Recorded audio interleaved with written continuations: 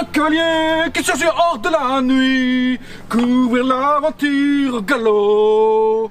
Son nom, il le signe à la pointe de son cintre, d'un B et d'un E, qui veut dire blow up.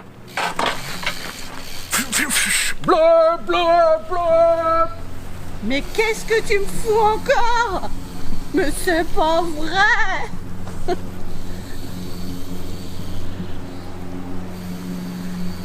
Mais reviens, on n'a pas fini. C'est pas ça qu'on devait faire aujourd'hui, on Dis joue donc. pas.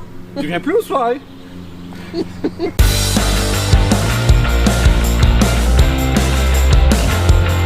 Alors le tuto d'aujourd'hui c'est comment fabriquer et comment se servir d'un manual machine pour apprendre un peu à faire un manual. Alors certes c'est pas quelque chose qui va vous faire des manuals de 20-25 mètres, mais il va vous permettre de choper vraiment le bon geste pour lever ses trous avant. Il y a plein qui vont me dire ça sert à rien, moi j'ai appris 100, tatati tatati tatata. Oui effectivement, on peut très bien apprendre ça, mais ça c'est un outil tellement facilitateur qui permet vraiment d'inscrire dans son corps, dans son schéma neuromusculaire, le geste du manual sans avoir à trop se stresser ailleurs. C'est quand même... tiens, faut le comparer, tu sais, un peu au stabilisateur, quand on apprend à rouler. Ah bah avant j'ai appris à rouler sans roulette, sans stabilisateur. Ouais c'est vrai, ça se fait aussi. Mais ça aide quand même vachement les gamins à commencer à conserver un peu d'équilibre, à avoir un peu de vitesse. Voilà, c'est le principe du stabilisateur et ça c'est la même idée. Alors, un des autres intérêts de cette manual machine, c'est que l'effort pour lever cette roue avant est extrêmement facile. Comme on est bloqué en arrière, il y a très peu d'effort, donc on peut purement se concentrer sur le geste. Vertical, à l'arrière, pousser de bras. Et un dernier truc, pardon Jeff, j'ai oublié de te le dire, pardon. Le frein, quand on enclenche le geste, on l'enlève, on est sans les freins, parce que sinon on empêche la roue de tourner autour du disque. Et du coup on peut pas du tout se lever en fait.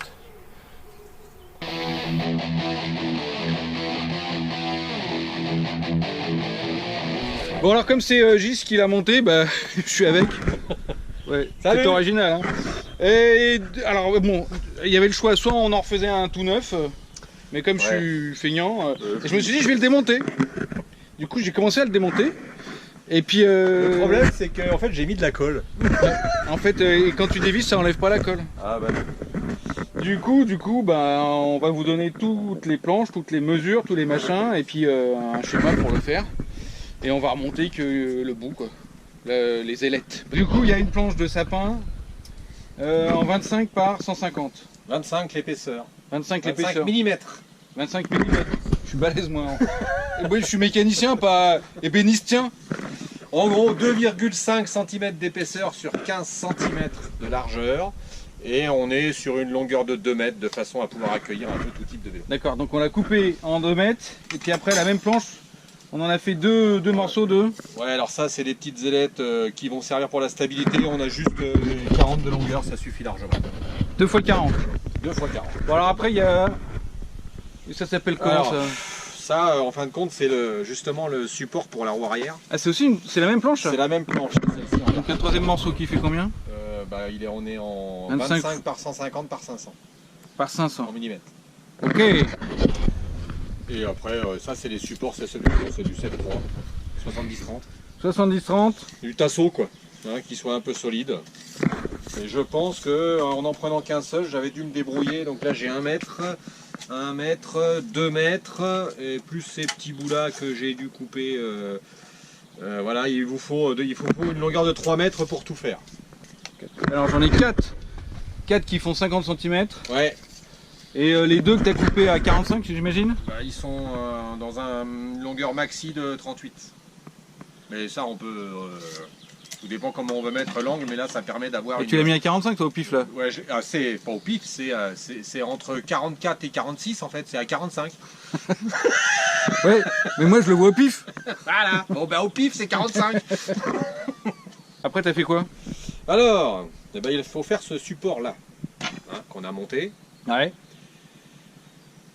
C'est pas bien compliqué, j'ai pris... En fait c'est le support de roue arrière, donc il va falloir que ça monte quand même assez haut pour pouvoir accueillir du 29 pouces. Donc c'est pour ça que là on est monté à 50 cm de haut sur une longueur au sol de 50 cm également. Il va faire un montage assez solide et de façon à ce qu'il y ait un repose roue pour que la roue ne parte pas en arrière.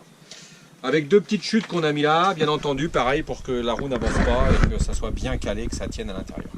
Bon, bah, il va falloir stabiliser tout ça. Hein. Du coup, parce que quand le vélo va être dedans, il va falloir éviter que ça fasse ça, hein, ça serait bien.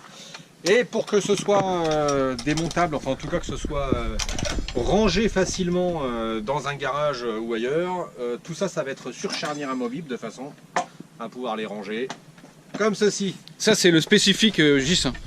Ouais. Parce que... Ça c'est un peu la touche personnelle. Ouais. Ça. Hop, allez. Et la petite ruse, il a pris des vis Maus. Genre Maus, je sais pas combien se faire, elle devait faire du 5 ou du 6 peut-être. Ça doit être, oui, au moins du 60 ça. Ouais, et du coup il les a coupés derrière. Parce que si tu plantes ça dans ton parquet, ça va être super. Ah, au moins il bouge pas le truc. Hein. C'est un avantage. C'est clair.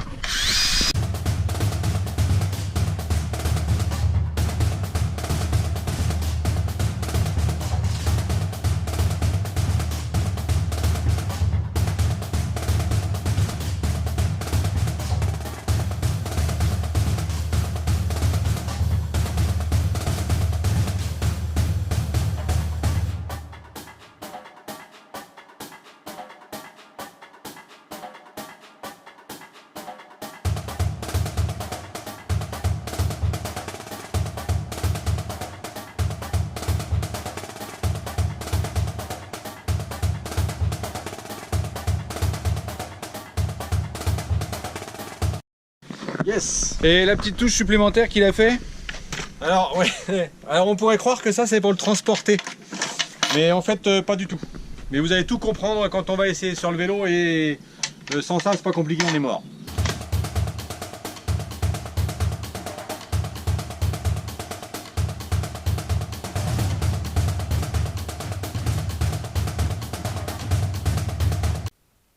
Pour faire le support du vélo, il faut donc une grande planche de 2 mètres, 25 mm d'épaisseur et 150 mm de largeur. Dans cette même planche, on coupera toujours en 25 mm d'épaisseur, 150 de largeur, 2 planches de 400 et une planche de 500. Les 2 planches de 400 feront les ailettes et celle de 500 fera le support de la cage dans laquelle s'insère la roue arrière.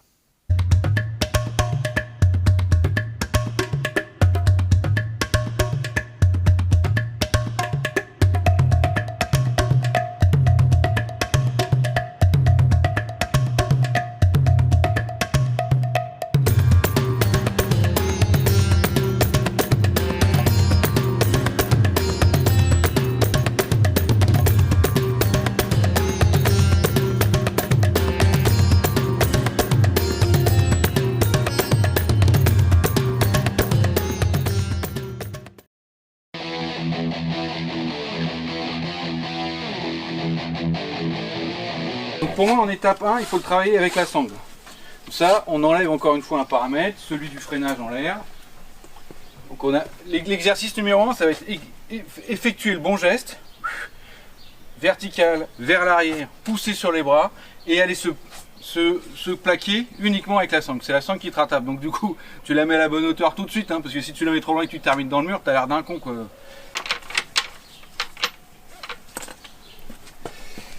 Donc on le check. Là ça me paraît bien comme début de hauteur. Je vais m'en mettre un petit peu moins. Parce que la sangle, c'est forcément légèrement élastique. Donc le geste fondamental, celui qui sert dans le bunny up, celui qui sert dans le manual, celui qui sert dans à peu près tout, vous avez besoin de lever cette roue avant, c'est... On est... Alors certains le font chaîne enlevée, je sais pas si ça apporte grand chose, j'ai même jamais essayé. Donc on est en position d'équilibre. Le geste ça va être vers le bas, on comprime les bras, on pousse, on se propulse avec les bras en arrière. Et l'idée c'est, on se stresse pas, on va se mettre en appui sur cette sangle. Tout simplement. Là, la hauteur est parfaite et je suis en équilibre. Donc à répéter, je touche donc pas mes freins. Hein. À répéter autant que possible. Vraiment, il faut inscrire dans son corps ce vertical vers l'arrière, pousser des bras. Vertical vers l'arrière, pousser des bras. Exercice numéro 2, drop the sangle. Ça s'appelle pas sangle en anglais, mais je l'ai pas. Donc il va faire la même chose. Et on rajoute, maintenant que vous l'avez bien dans votre corps, on rajoute une composante, le doigt, le finger, histoire de bloquer votre... Cette fois-ci, c'est plus la sangle que vous arrêtez, c'est votre frein arrière. Hein. Ne bloquez pas le frein avant, ça sert à rien. Donc c'est ça qui va vous bloquer en l'air.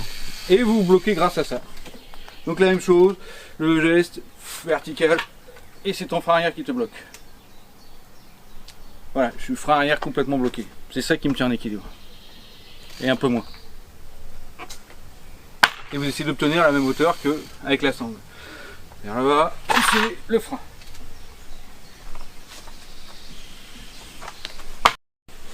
Mon étape 3, et tout ça c'est des trucs que j'ai fabriqué moi dans la tête, hein, cette progression, ça se trouve, il y a autre chose à faire. Et si vous avez, vous le voyez autrement, si vous avez trouvé d'autres exercices, dites-le moi, ça m'intéresse franchement. Donc la même chose, on va monter, on va se bloquer en l'air avec le frein, et on va lâcher ce frein. C'est-à-dire qu'on n'a plus que rester en équilibre avec son bassin. Pareil, je me bloque avec le frein, et là je le lâche mon frein. Je le reprends quand je pars trop en arrière. Et j'apprends du coup à gérer mon corps sans les freins, en l'air. Donc on remarque bien quand même le bassin qui est au-dessus de l'axe de la roue arrière. Petit coup de frein quand vous partez trop en arrière. Et l'étape 4 pour moi consiste à monter en manual, ne pas bloquer avec ce frein et retrouver ce point d'équilibre sans utiliser ce frein. Et uniquement avec le déplacement de son bassin, rester en équilibre. Moi je la maîtrise pas encore super bien. Et c'est peut-être elle la clé après pour faire des manuals très longs.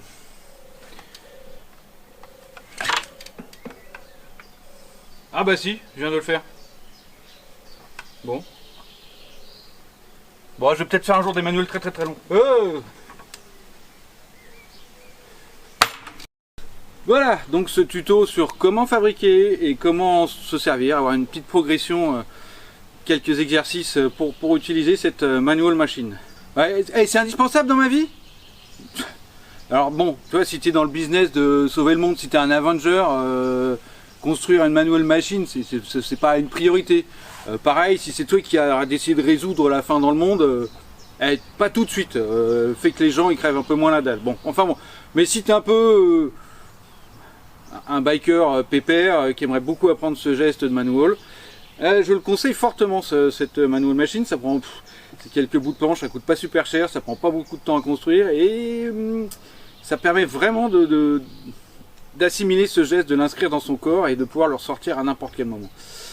Voilà, j'espère que ce tuto vous a plu. Si éventuellement il t'a plu, éventuellement abonne-toi. Et puis bah salut les amigos. Namasté.